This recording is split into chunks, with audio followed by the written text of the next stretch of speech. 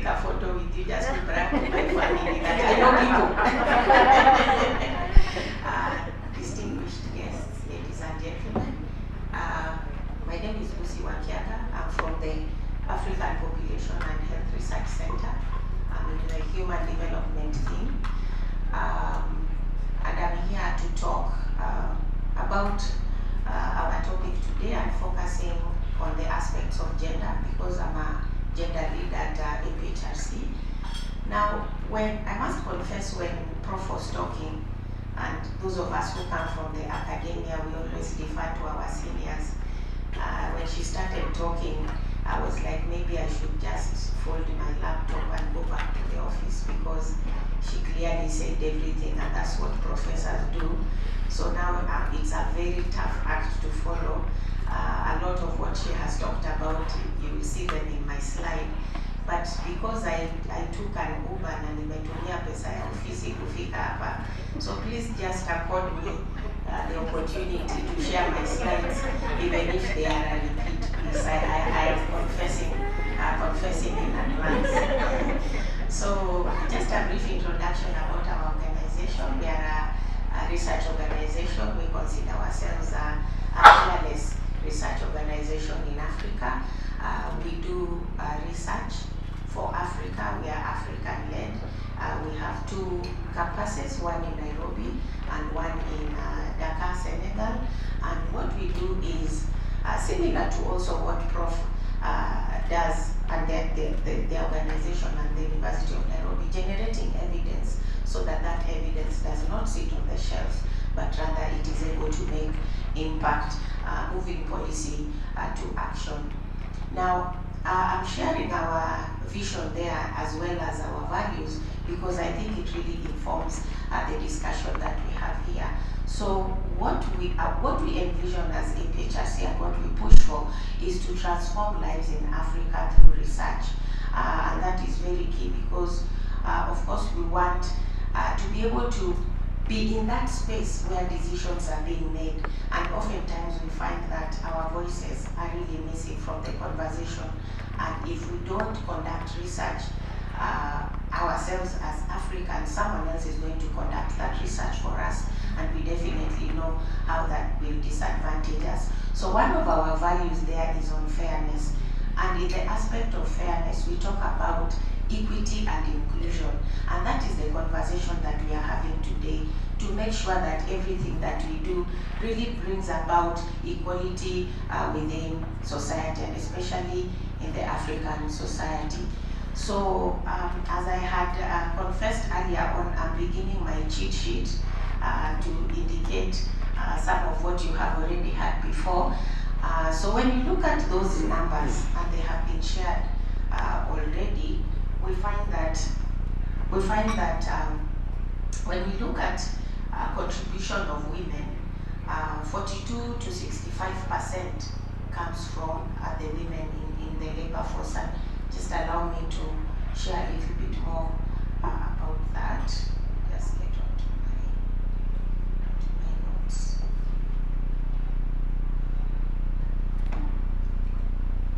So when you look at these numbers and you look at contributions of women, and noting that especially in the rural areas, women make up around 75% of the labor, which had already been mentioned. These statistics mirror even statistics around the globe when you look at developing countries and the huge percentage that women put into producing food. 60 to 8% of food crops coming from the women. So when you look at these staggering numbers, it's already an indication that the institutional systems are already gendered. They are not balanced. So whether you are talking about land, which Prof talked about earlier, when you look at financing, issues of financing, and education systems, and I hope there will be an opportunity for us even to have a conversation around our education system and how that really impacts women in agriculture. So all these affect, when you have these gendered institutional systems, we know that they affect resources and also opportunity. So we see that the issue is not participation. Women are participating. Rather, the issue is the structural inequality within these agricultural systems. So when we look at the issue of inequality, and maybe if I can tease out a little more the issue of land ownership, we see that 75 to 93% of this agricultural land, as well as the non-agricultural land, is not in the ownership of the women. They don't own it. And when you go to smallholder farmers, 80% are women, and yet when you look at land ownership, they don't have a grasp of it. And then another startling statistic is that 70% of women do not own any kind of land. Okay, and also Prof had talked earlier about the issue of culture and how that really influences the ability or the opportunities for women to be able to own land. So of course we know the impact of this. So when you have gender equality in land ownership, then you see that this is an indication that there is a disconnect between policy commitments and implementation. We have laws that allow women to get these opportunities. However, when you come to implementation, we see that this is not the case. Now, land is actually a right. It is an economic asset. It is a fundamental right, and very important in terms of shaping access to finance, access to technology, and access to decision making. So we know that if these opportunities are denied to women, then definitely they are not able to effectively engage in agriculture. Then the other thing, when you look at the issues of finance, when you look at financial inclusion, so we see challenges with women in terms of the systemic constraints, accessing agricultural credit, inability or lack of opportunity to get access to productive inputs and technologies, as well as extension services. And these extension services, we're actually talking about formal professional extension services. So these gendered financial systems, we see them really becoming a disadvantage to the women. So when we find that these opportunities are denied to the women, they are not able to effectively get into high value markets and innovation systems. And as the conversation has been going on around here, if as Ken said that women probably work up to 23 or 24 hours, of course I'm sure there's a time that they do go to sleep. I mean, they have to go to bed. But of course what we are basically saying is that they are very occupied with economic activities, yet they are not the ones who actually are in control of the resources. Then we know that we are disadvantaging women. Maybe if I can just digress a little bit, there are stories. I come from an area where we eat fish, okay? And so Ken, I'm not talking Kiswahili. I'll try to avoid that. But I come from a community where we eat fish, but I hear stories of, for example, those who come from the tea areas, those who come from the coffee areas, and probably it could be the same even for those who engage in other commodities, maybe like sugarcane and so on, whereby the woman will toil in the farm, and then when the crops are harvested and disaggregated and taken to the collection points for sale, whose name is on the check? And I shall stop there. Okay. So when we think about how women are disadvantaged, clearly we can see that the numbers are there and the numbers speak for themselves.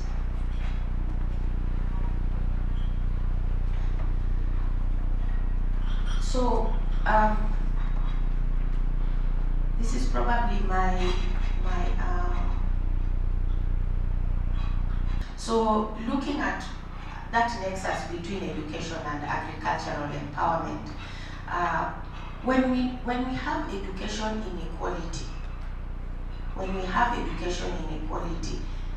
then definitely we are going to have disparities in economic opportunities and leadership representation.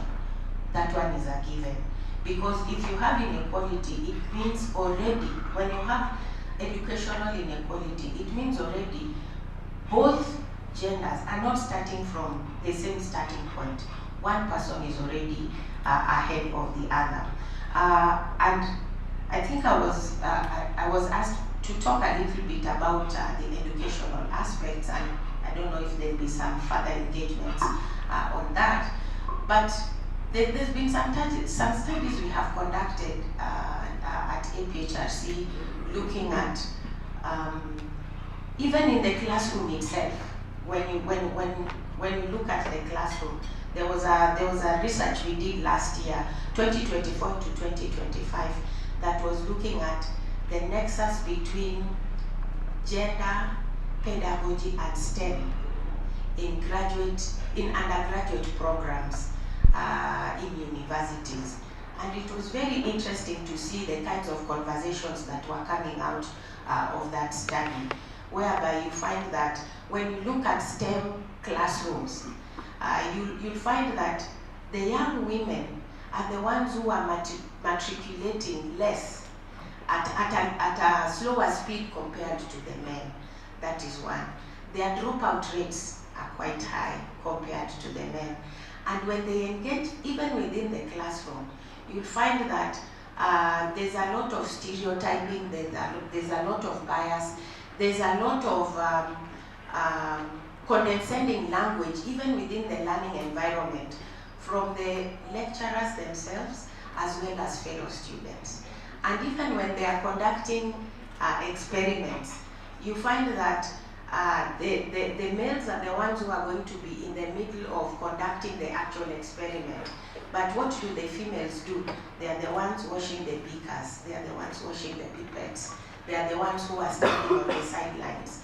So even from that very level, you find that there's already bias and stereotyping that really inhibit the young women from expanding and pursuing their STEM courses effectively. So then what does this mean then for the careers of women in STEM? And we know agriculture and STEM are actually interconnected, and Prof had even had a conversation, or she mentioned something about issues of technologies. So the impact of this is we find statistics telling us that we only have 30% of scientists who are women. And the numbers are not only within Kenya, but then even globally. We find that only 30% of scientists are women. So when we have inequalities in education, it definitely has an impact on economic development. So when we come back to our discussion here on issues of agriculture and education, we are able to see that this education inequality reduces access to agricultural extension services.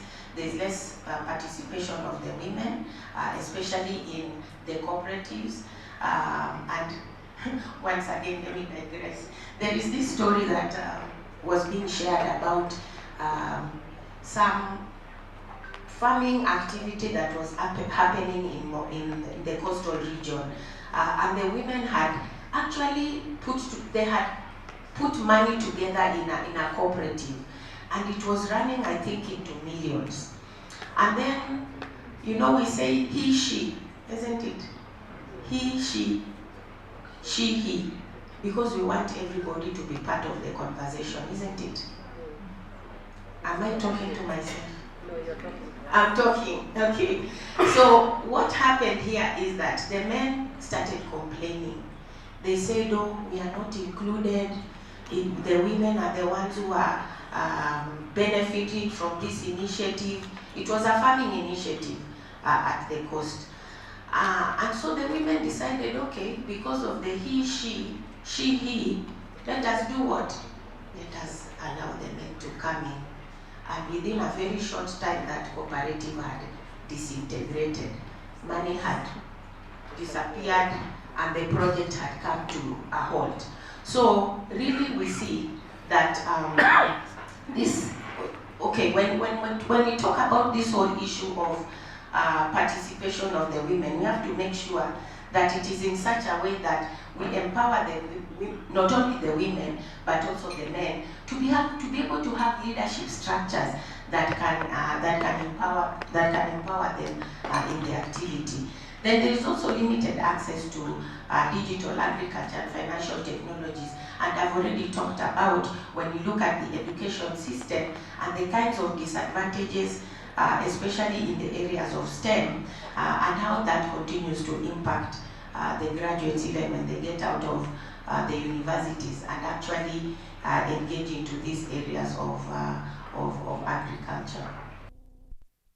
So, what is the development cost of gender inequality? And I put the inequality, the in parentheses, so as to look at both sides of the divide. So, when we look at the inequality aspect, inequality is systemic inefficiency in development systems. And this is more so especially in terms of policy implementation. And so if you have ineffective policy implementation, then this has a multiplier effect in terms of affecting agricultural productivity as well as food security. And that then trickles down to the very low levels in terms of when you think about the household. You have reduced household income, there is lower yields, and then also at the macro level, then you have weaker agricultural value chains. And we know how that has an impact on the women, especially as we have already said, they don't really have a strong control of the value chain. So, on the other side, if we are talking about the development cost of gender equality, how does that look like? According to the FAO, it says that women, when they are empowered, especially the small-scale farmers, then they are able to raise the global income of 58 million people. That is a global statistic. I don't know how it would look like at the Kenyan level. Maybe, Prof, you might be able to enlighten us on that.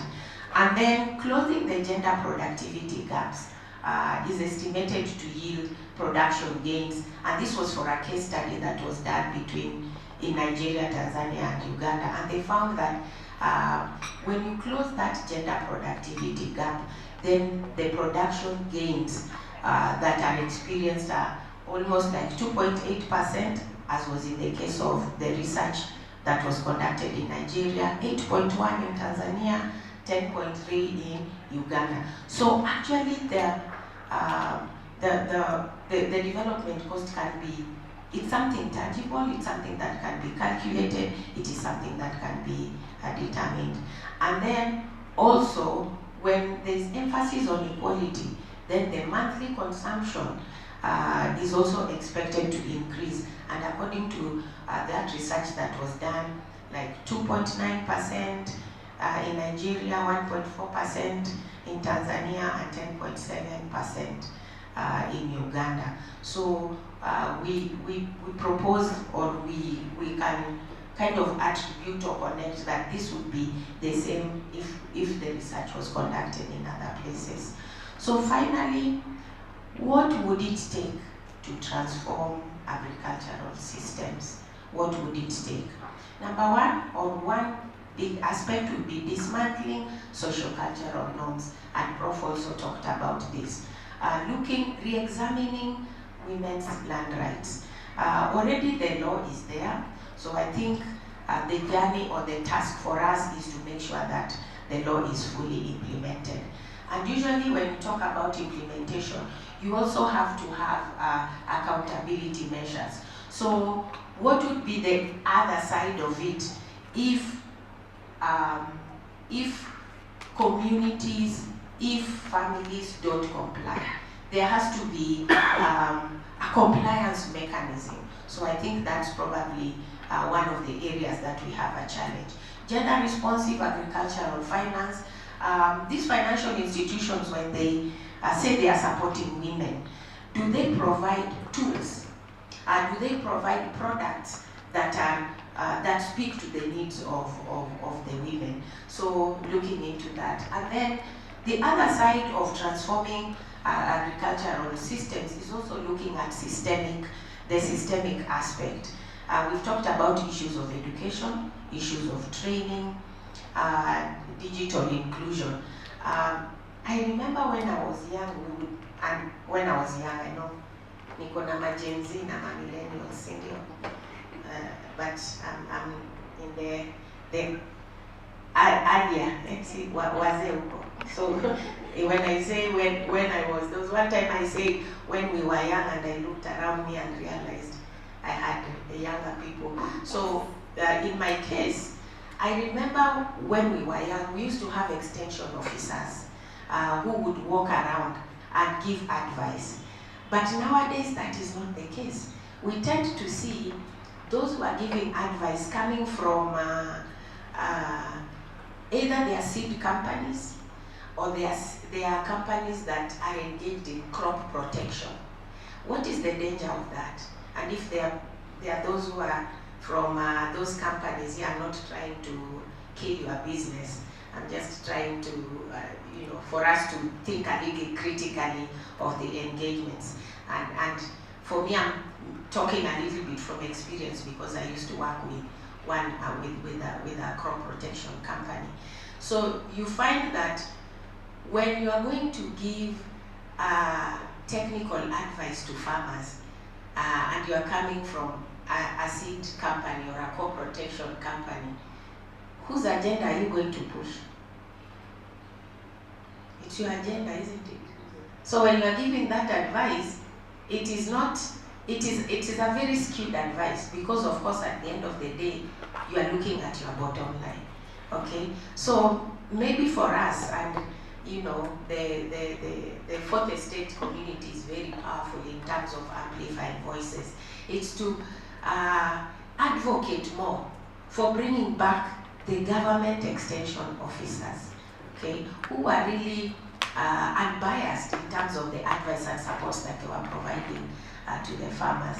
And then finally, having women in decision-making positions. I know we talk of leadership, but then leadership not only in the position of leadership, but then making sure that the women have a voice, they have agency, and they can be able to make a difference. So I'll stop there. Prof, I hope I didn't borrow too much from your cheat. My cheat sheet did not borrow too much, but I defer to you definitely because you are the expert. Thank you so much for the opportunity. Back to you, Ken.